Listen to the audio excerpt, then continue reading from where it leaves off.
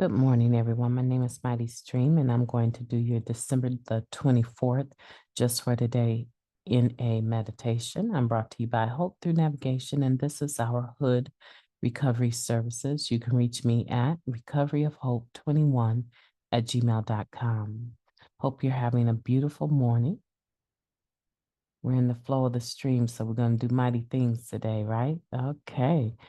All right. The title of today's meditation is The Group.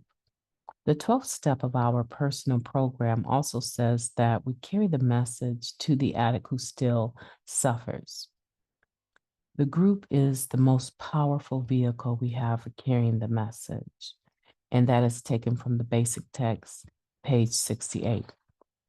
When we first come to Narcotics Anonymous meetings, we meet recovering addicts. We know they are addicts because they talk about the same experiences and feelings we've had. We know they are recovering because of their serenity. They've got something we want. We feel hope when other addicts share their recovery with us in NA meetings. The atmosphere of recovery attracts us to the meetings. That atmosphere is created when group members make a commitment to work together. We try to enhance the atmosphere of recovery by helping set up for meetings, greeting newcomers, and talking with other addicts after the meeting. These demonstrations of our commitment make our meetings attractive and help our group share their recovery. Sharing experience in meetings is one way in which we help one another, and it's often the foundation for our sense of belonging. We identify with other addicts, so we trust their message of hope. Many of us would not have stayed in Narcotics Anonymous without that sense of belonging and hope.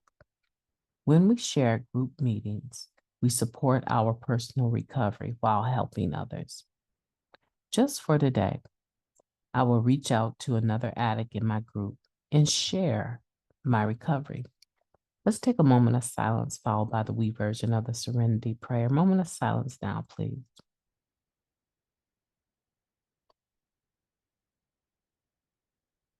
Thank you. God, grant us the serenity to accept the things we cannot change, the courage to change the things that we can, and the wisdom to know the difference. Please and thank you. December 24th. So we're talking about the group. And we're talking about how our personal 12th step ends, right? A component of it that it ends with is that we try to carry the message to the addict who still suffers, right?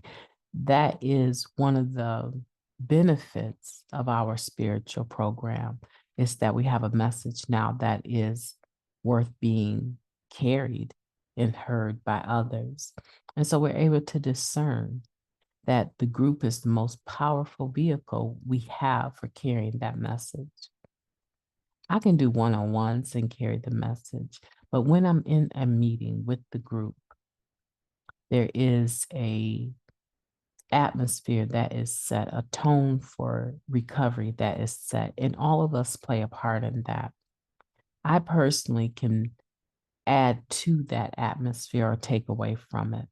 Hopefully, if you're at the 12th step by now, or you have a sense of what it means, you're doing service, but also not just service on the wide scale of being a chairperson or the group treasurer or somehow involved on the area level in service, but just that level of service that people tend to overlook. And it's mentioned, right? It's mentioned in the second paragraph here when it says we help set up for meetings, we greet newcomers, and we talk with other addicts after the meeting.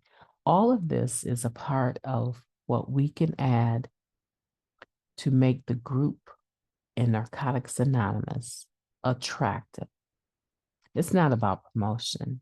It's about whether or not what is going on in the group is attractive enough to draw the newcomer back to their second meeting and their third and their fourth.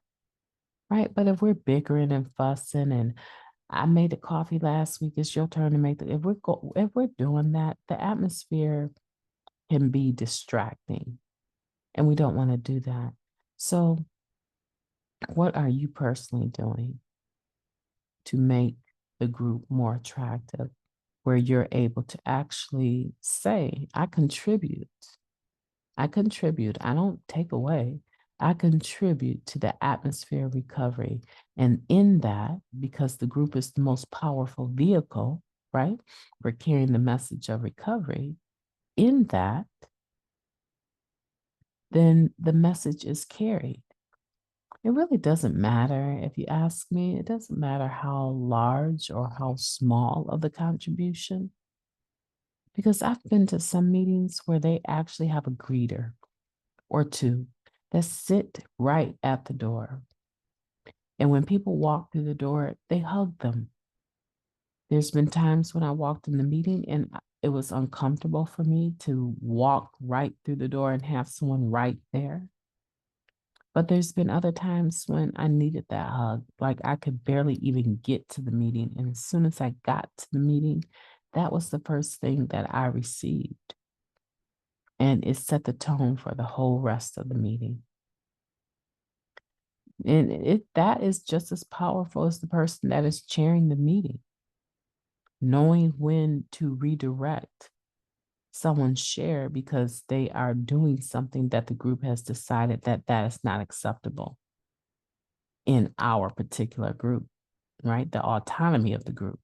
So the chairperson has to have the strength and the ability and the wherewithal to maintain this atmosphere of recovery that is responsible for carrying the message to the addicts that still suffer. I hope that was pleasant for you. I've enjoyed your company and I will be talking to you tomorrow. You have a beautiful day on purpose.